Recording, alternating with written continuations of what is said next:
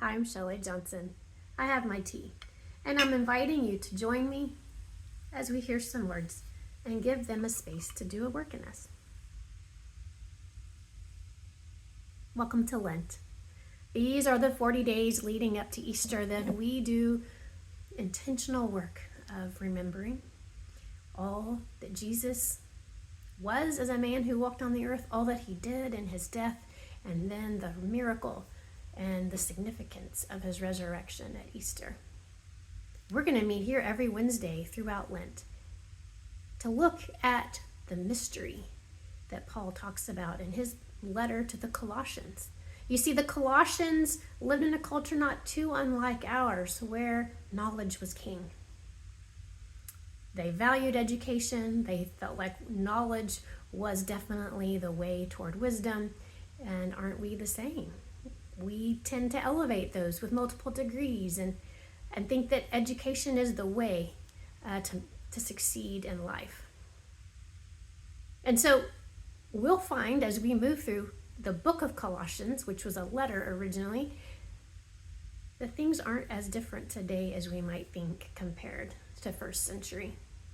The little church that Paul founded in Colossae, it was coming under attack in a very subtle way.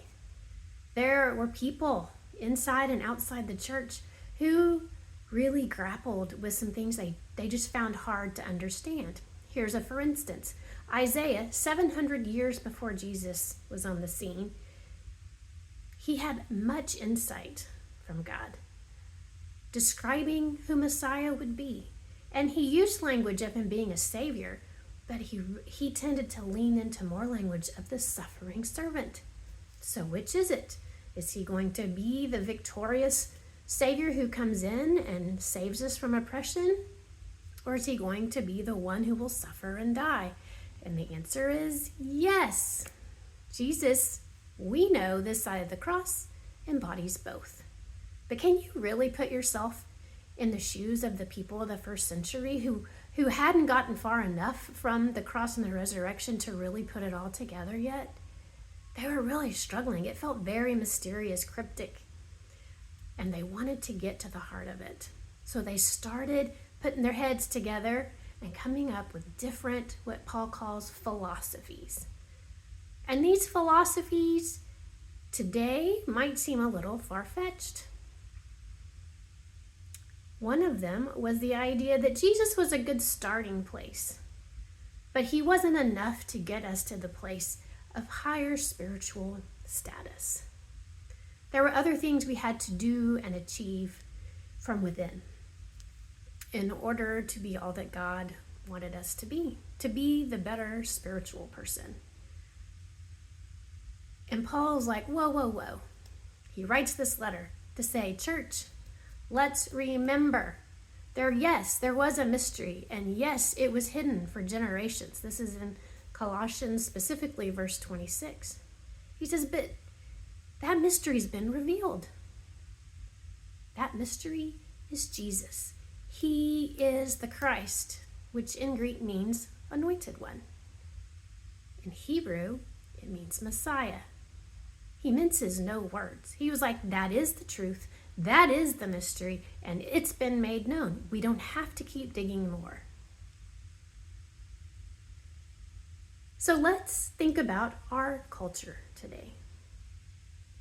Don't we have the same instinct that when we don't understand something, we want to dig in? It's like being a detective and looking for clues and hunting for all the things that might help us understand the cryptic, things that feel secret or mysterious.